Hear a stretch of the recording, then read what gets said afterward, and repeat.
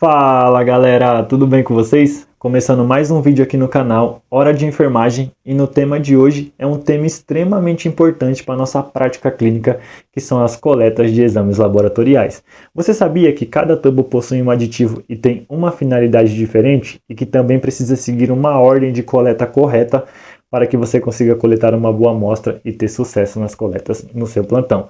Se você ainda tem dúvidas sobre esse assunto, fica até o final do vídeo que eu vou te ensinar de forma correta para você não ter mais dúvidas no seu plantão. Meu nome é Vitor, sou técnico de enfermagem e estudante da graduação de enfermagem. Você já sabe, não esquece de deixar aquele like no vídeo, se inscreve, compartilha e ativa o sininho de notificação para vocês não perderem os próximos conteúdos. Bora lá pro vídeo.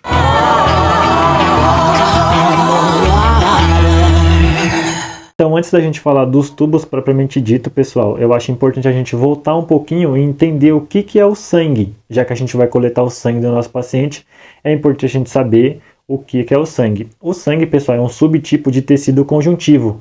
Lembra que quando a gente estuda histologia, a gente estuda a matriz extracelular, também estuda as células. E no tecido sanguíneo não seria diferente.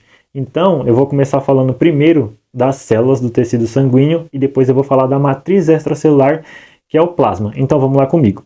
Então na parte superior aqui em cima, eu deixei primeiro para falar dos glóbulos vermelhos dos eritrócitos, ou também que a gente chama de hemácias, ela que deixa o nosso sangue vermelho. Bom, falando dos valores de referência das hemácias, é de 4,6 a 6,4 milhões de hemácias por milímetros cúbicos, ou seja, é muita hemácia. Aqui já dá para a gente aplicar lá na clínica, ou seja, se o paciente tiver uma hemácia abaixo desse valor, pode ter alteração clínica, assim como se tiver uma hemácia a mais do valor de referência, ele pode ter algumas situações clínicas aí ruins.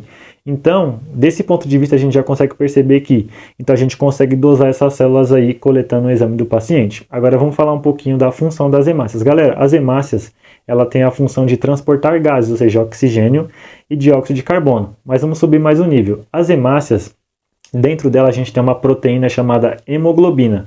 Vitor, qual que é a função da hemoglobina? A hemoglobina, pessoal, dentro dela a gente também tem um grupo chamado grupo M, que é um grupo que tem ferro. E o ferro faz com que o oxigênio ele fique ligado nas cadeias alfas e betas dessa proteína. Outra característica legal das hemácias é que ela tem um tempo de vida de 120 dias úteis, ou seja, a partir do momento que aquela hemácia atinge o limiar de 120 dias, ela vai ter um processo chamado apoptose e essa célula vai morrer automaticamente. Outra característica legal das hemácias é que ela tem esse formato bicôncavo e ela não tem núcleo. Vitor, por que a hemácia não tem núcleo? Porque ela não tendo núcleo, ela consegue transportar mais gases. Então, basicamente, a função das hemácias são essas, tá, galera? Então, vamos para a próxima célula. A próxima célula que a gente vê aqui são os glóbulos brancos, que a gente chama de leucócitos. Qual é que é a função dos leucócitos, Vitor? Os leucócitos, pessoal, eles fazem parte da nossa resposta imune inata. Ou seja, eles estão ali para defender o nosso corpo contra micro-organismos e patógenos, bactérias, fungos, vírus e por aí vai. Falando do valor de referência, o valor de referência dos leucócitos é de 4.000 a 11.000, sendo que abaixo de 4.000 o paciente ele tem uma leucopenia. Agora, se ele tiver leucócito a mais de 11.000, pode estar associado a quadros infecciosos. Mas lembrando que isso tudo a gente tem que avaliar a clínica do paciente como um todo. Agora a gente vai falar de alguns leucócitos aí em particularidade, tá? Então, aqui embaixo, de primeiro, eu deixei os neutrófilos. Galera, os neutrófilos, eles são células que são da classe dos granulócitos. Se vocês olharem bem aqui, eles têm pequenos grânulos. Vitor, por que ele tem esses grânulos? Porque esses grânulos são enzimas digestivas de forma que, quando ele entrar em contato com o patógeno, ele vai despejar esses grânulos e aí vai fazer com que esse patógeno morra. Os neutrófilos é a primeira linha de defesa contra bactérias, ou seja, em algumas infecções bacterianas pode ser que vocês vejam aí no exame do paciente um aumento dos neutrófilos, ok? Vamos para a próxima célula. A próxima célula que eu deixei abaixo são os eosinófilos.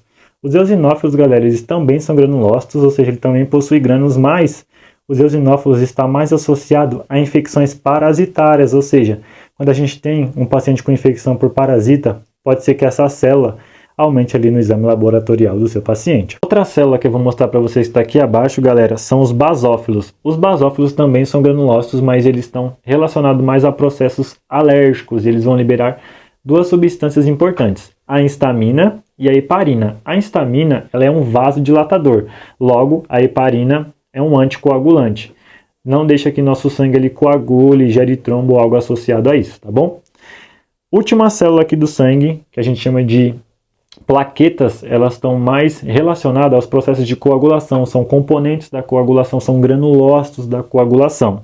O valor de referência para a plaqueta é de 150 a 450 mil, sendo que se tiver abaixo de 150 mil, a gente tem uma plaquetopenia, ou seja, ocorre o risco desse paciente sangrar, ter uma hemorragia, por exemplo, e se tiver acima de 450 mil, pode ter risco associado aí a trombose, a trombo e por aí vai, ok? Agora, falando da função das plaquetas, as plaquetas, galera, quando a gente tem, por exemplo, uma lesão no endotélio, uma lesão no vaso sanguíneo que começa a sangrar, por que aquela região ela para de sangrar?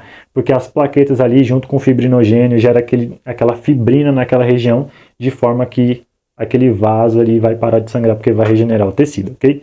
Agora a gente vai falar da matriz extracelular, que é o plasma sanguíneo. Galera, o plasma sanguíneo ele tem uma dimensão gigantesca e eu vou falar de cada componente para vocês. Falando primeiro, galera, que no plasma a gente tem eletrólitos, tá? Então a gente tem sódio, potássio, cálcio, magnésio e por aí vai. Então a partir do momento que eu preciso dosar eletrólitos do paciente, eu vou adquirir esse componente do plasma sanguíneo.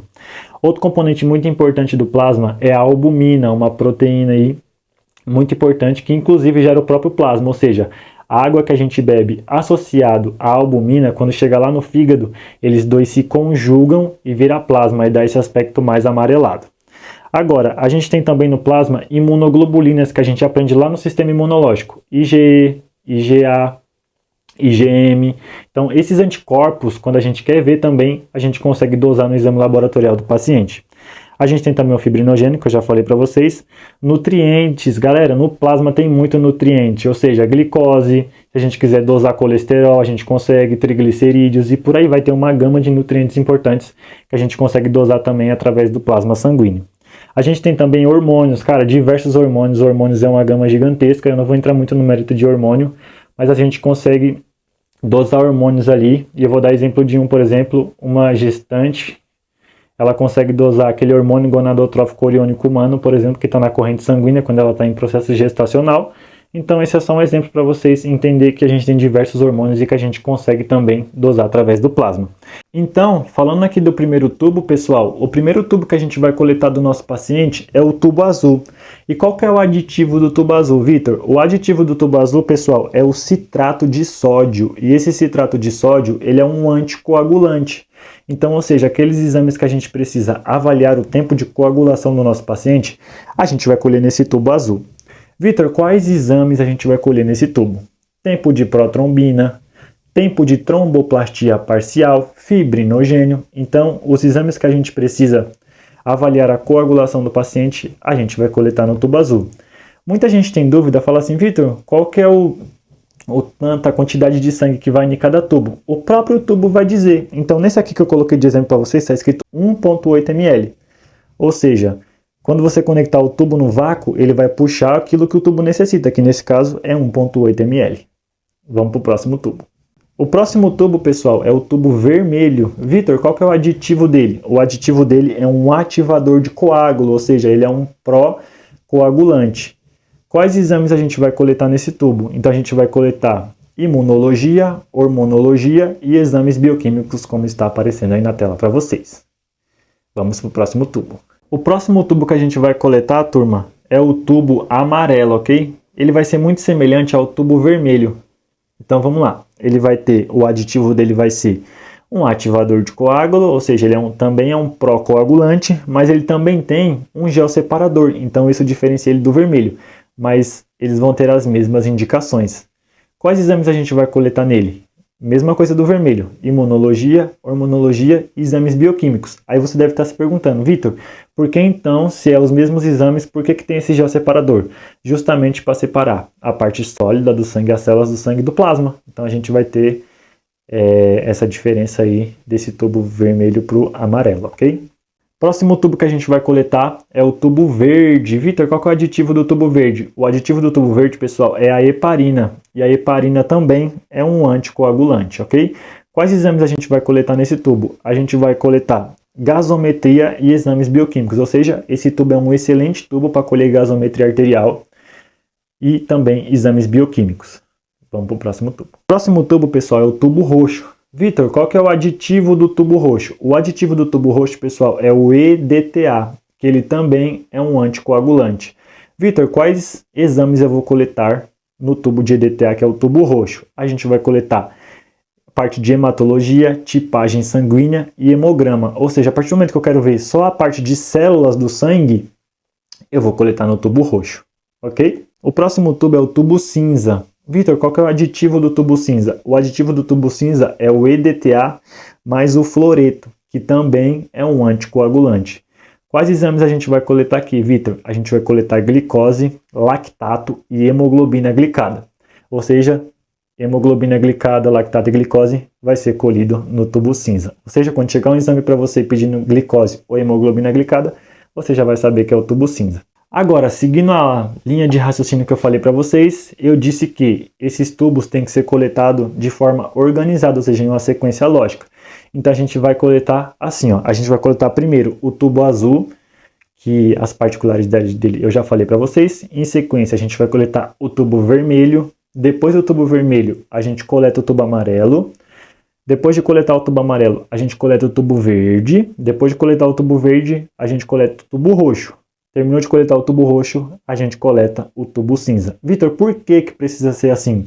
Porque quando você fura o tubo para o vácuo puxar o sangue, se a agulha encostar nas paredes desse tubo, que tem aditivos diferentes, pode ser que você contamine a amostra. Então, nessa cronologia, nessa lógica, o exame do seu paciente vai ficar legal. Agora, pessoal, falando de um processo que a gente chama de homogenização. Vitor, o que é homogenização? Eu estou aqui com um tubo de coleta, que a gente acabou de falar dele, inclusive, e quando vocês coletarem o exame do paciente de vocês, é importante que após a coleta vocês façam essa manobrinha aqui de descer o tubo e voltar o tubo, para que o sangue fique bem misturado com o aditivo que está dentro dele. Então a gente vai fazer, ó, 1, 2, 3, então tem que ser 1 e volta para você considerar que foi uma volta inteira. Então 1, 2 e por aí vai. Eu deixei uma tabela aqui para vocês do livro que eu usei de referência para fazer essa aula. Esse processo de homogenização a gente faz de 5 a 8 vezes. Isso diferencia em alguns tubos que está aqui do lado para vocês. Mas se vocês pegarem o tubo e fizerem 8 vezes, vocês também não estão fazendo errado. Tá bom? Então é importante que você homogenize o tubo de coleta para que sua amostra vá com qualidade para o laboratório e você não precise recoletar do seu paciente. Agora, pessoal, é isso aí. Deixei aqui do lado o livro que eu usei de referência para fazer essa aula para vocês. Espero que vocês tenham gostado, espero que vocês tenham entendido. É uma aula bem tranquila, fácil de entender, mas que precisa de treino, ok? Não esquece de deixar seu like no vídeo, compartilha, se inscreve, ativa o sininho de notificações e mande para todos os seus amigos para que eles também não tenham dúvida. Muito obrigado, espero vocês no próximo vídeo e qualquer dúvida que vocês tiver, coloquem nos comentários aqui que eu vou responder. Um abraço, até o próximo vídeo.